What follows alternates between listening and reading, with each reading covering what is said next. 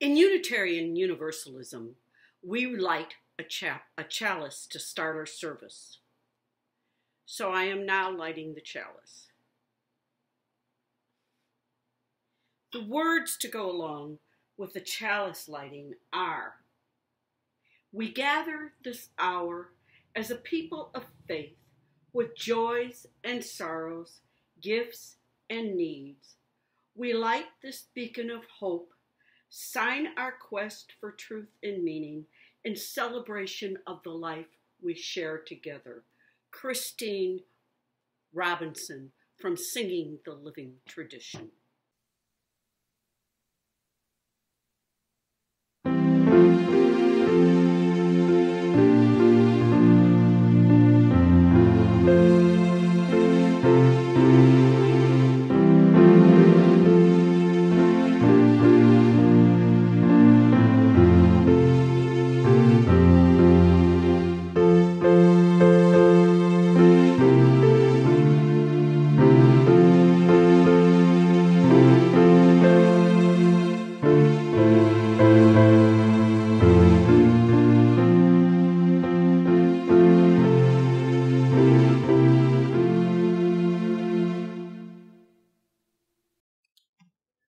Let us be in a spirit of prayer.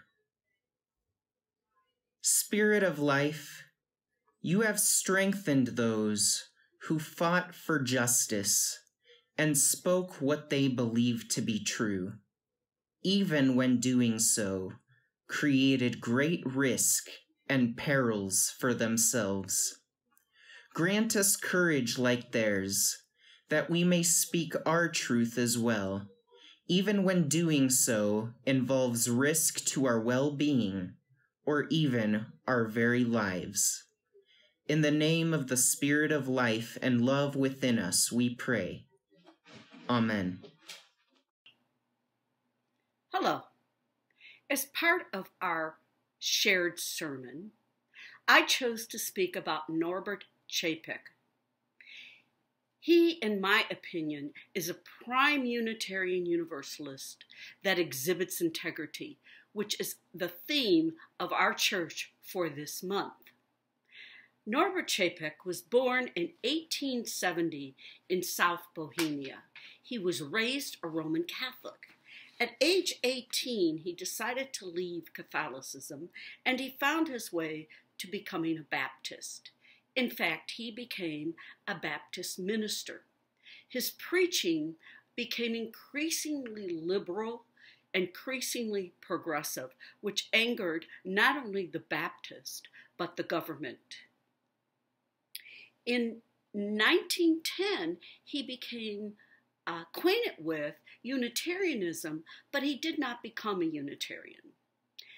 As he continued his progressive and liberal theology and continued to anger the Baptists and the government, people began to harass him, and he felt he and his family were in danger. So he fled in 1914 with his wife and 8 children to the United States.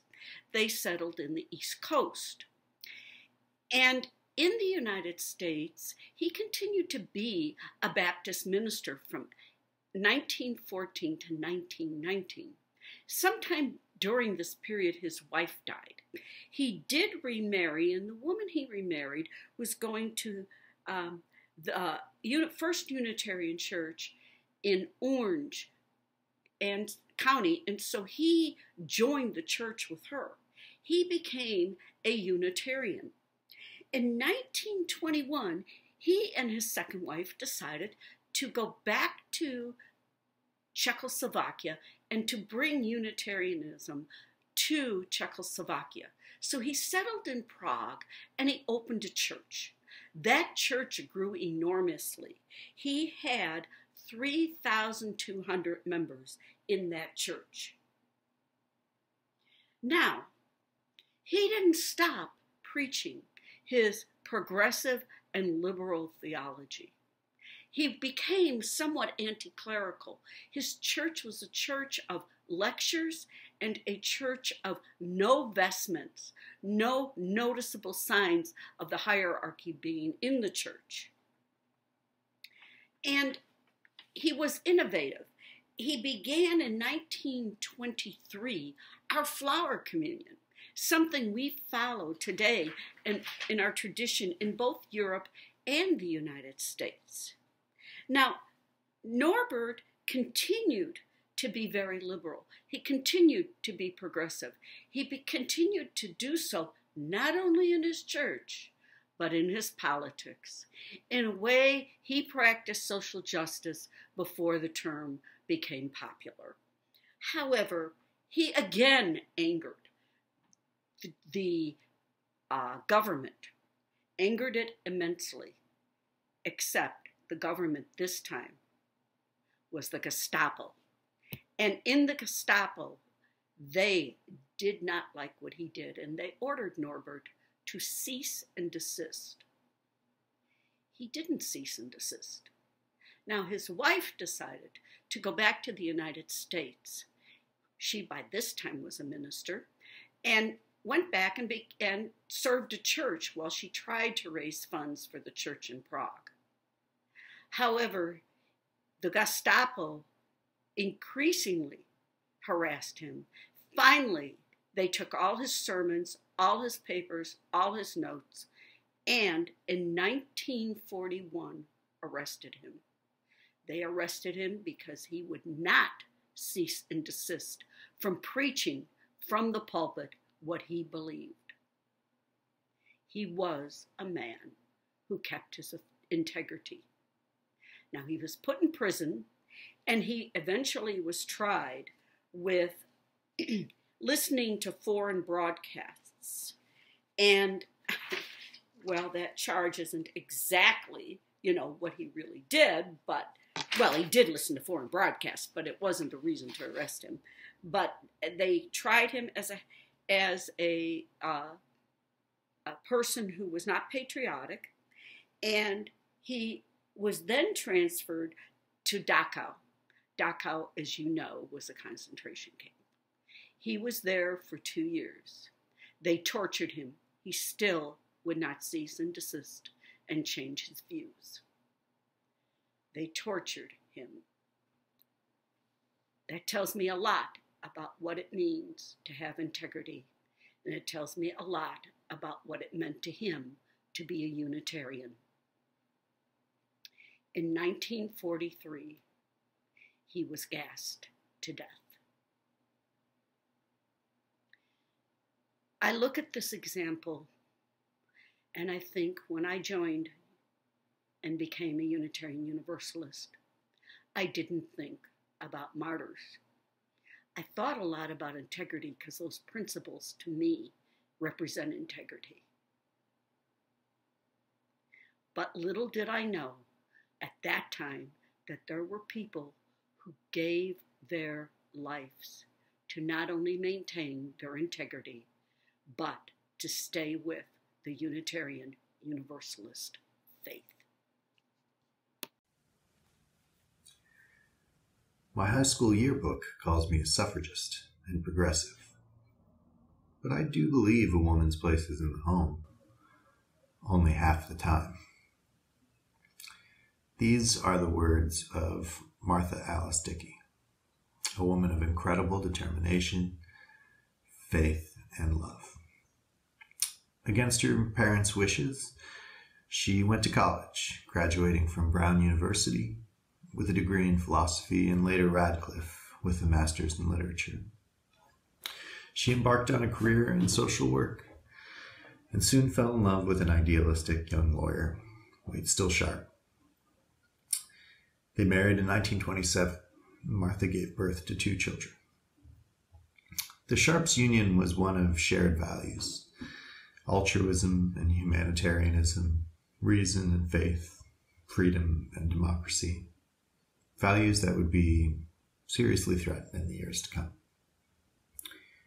In 1939, the American Unitarian Association asked Wade Still, now an ordained minister, and Martha to undergo rescue operations in Czechoslovakia, a Unitarian stronghold in a Europe under siege by Nazi forces. 17 other people turned down the AUA mission before the Sharps said yes. "I won't go without you," Wade Still told Martha. "I was torn between my love and duty to my children and to my husband," Martha said. They left their children and their church in early February 1939. When they arrived in Prague, Dr. Norbert Capek installed them in a discreet office space and began funneling them case files of intellectuals, social workers, writers, university professors, authors, artists, clergy, whose liberal ideas and efforts now marked them for death. "We had lists of thousands of names, all of them requesting exit visas," Martha explained. But it wasn't as simple as requesting a visa from a foreign country. Through our contacts in Boston, New York, and London, we had to match refugees in Prague with a job and a place to live. On March 13th, 1939, Martha was smuggling secret communiques onto a transport plane to circumvent the increased Gestapo surveillance of their mail, and saw an event that would, in her words, change the course of my life. Jewish parents lined up, sending their children off to board the transport plane, knowing that in all likelihood they would never see each other again. Believing their children's fate abroad, albeit alone, was safer than remaining home. And as the children boarded the plane, Martha recounted, the parents' self-control was incredible. Smiling brightly, eyes brimming with tears, they waved back. 2 days later, Nazi forces would complete their takeover of Czechoslovakia. Martha and Wade Still Sharp were now foreign agents operating behind enemy lines. Thousands of troops occupied the city. Tanks patrolled the streets, mandatory curfews were enforced, and checkpoints were put in place. The night the Nazis invaded, we went to the furnace at the Hotel Atlantic and began destroying the documents we kept for our work. Even at 4 a.m., there was a queue of people waiting their turn to approach the furnace. It was a silent line. From this night on, nobody could be trusted. Martha now operated quite literally from the shadows, hiding in darkened doorway from Gestapo's agents, providing taxis false addresses to obscure her destinations, racing against the clock to spirit those remaining refugees on her list to safety. "I shall never forget my shock when I saw a Jewish man being abused on the street," she said. "I would have cried aloud in anger if Wade Still had not silenced my spontaneous outburst. All my life I hated unfairness. With the operation as originally intended now impossible, the Sharps decided to split their efforts. Waite still fundraised across Europe, while Martha made connections with the Quaker underground and began smuggling families and children out of Prague via train. She forged documents for journalists, scientists, and lawyers, then portrayed them as domestic servants, gardeners, and cooks. Martha took them through the heart of Nazi Germany, on to Holland, eventually London, and then headed back to Prague alone for more trips fraught with peril at every moment. By August, their luck had run out. Waitstill's travel papers had been confiscated abroad. His return to Prague was impossible, and a warrant was issued by the Gestapo for Martha's arrest. She fled the city for London, rendezvoused with her husband, and returned to the U.S. But the pressure of her missions, the injustice she had witnessed, and the distance from her husband and children all that time had taken a toll on Martha's very soul. I changed from a rather naive, friendly, outgoing person to a rather self-contained and wary individual who considered every word spoken. The Sharps would return for more rescue operations, despite the toll it took on their marriage, which sadly would not survive. Martha ensured desperately needed food supplies, reached refugees for the south of France. She founded the Children's Immigration Project and fought for 24 children rendered completely stateless and orphaned by the war to gain legal status and safe passage to the United States. Eventually, Waite still returned to the U.S., fatherhood and domestic life, but Martha could not. She had transcended even her own notions of women's progress and place at the time, and by her faith, come to understand her responsibility was more than just to the children she gave birth to, but those in jeopardy all over the war-torn world. Martha Sharp sacrificed her family unity, her safety, her innocence, but her dedication to freedom, reason, and justice, to the blessed worth of every life, could not be shaken by any mortal storm. She could not keep from loving. Every life we touched had its own drama, and one can only imagine a miracle every so often, she said. But a series of miracles can happen when many people become concerned and are willing to act at the right time. This reading from the Most Reverend Archbishop Desmond Tutu is entitled, Liberation is Costly. Liberation is costly. Even after the Lord had delivered the Israelites from Egypt, they had to travel through the desert. They had to bear the responsibilities and difficulties of freedom. There was starvation and thirst, and they kept complaining. They complained that the diet was monotonous. Many of them preferred the days of bondage and the flesh pots of Egypt. We must remember that liberation is costly and needs unity. We must hold hands and refuse to be divided. We must be ready. Some of us will not see the day of our liberation physically, but those people will have contributed to the struggle. Let us be united. Let us be filled with hope. Let us be those who respect one another.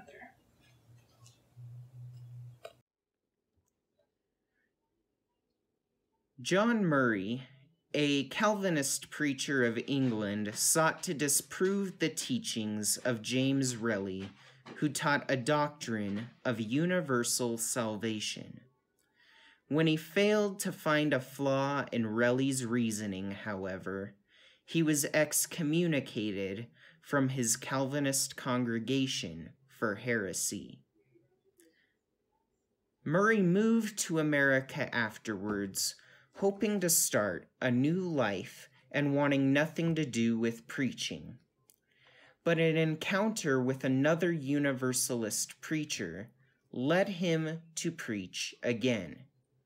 Soon he became an itinerant Universalist preacher in America, but his heretical views were discovered, and he was driven out of many American towns.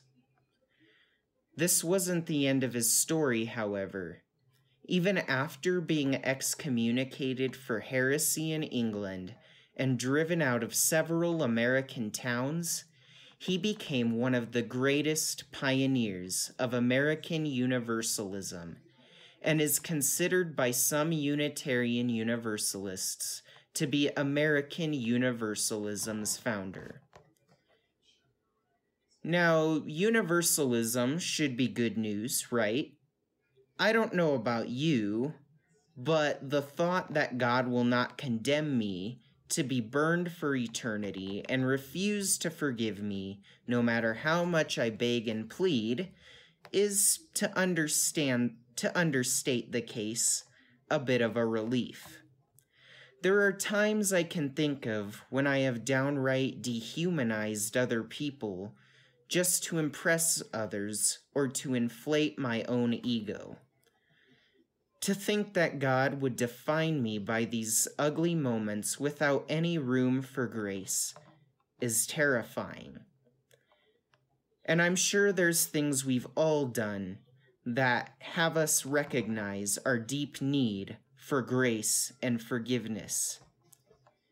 Even for you who don't believe in God, the belief that all people who take responsibility for their wrongdoing are deserving of interpersonal grace is a message that evokes a beautiful image of human beings mending their broken relationships.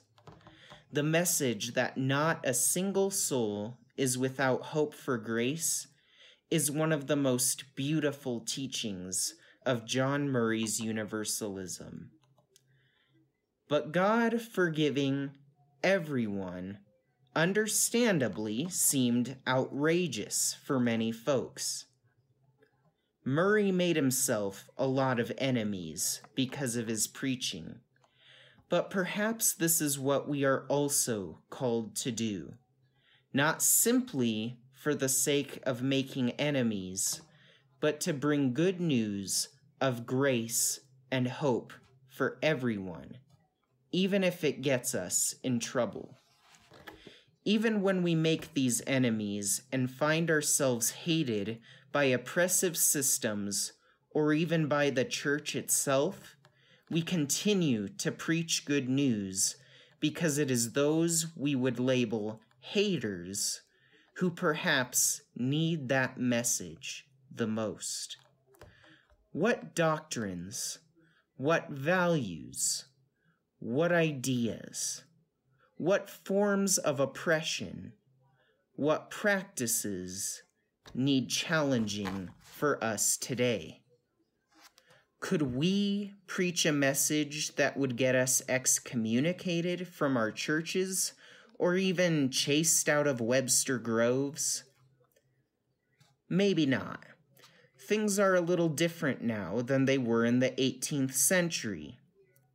And yet I wonder, what kind of challenge can we preach that is so radical for our time, we make ourselves some enemies?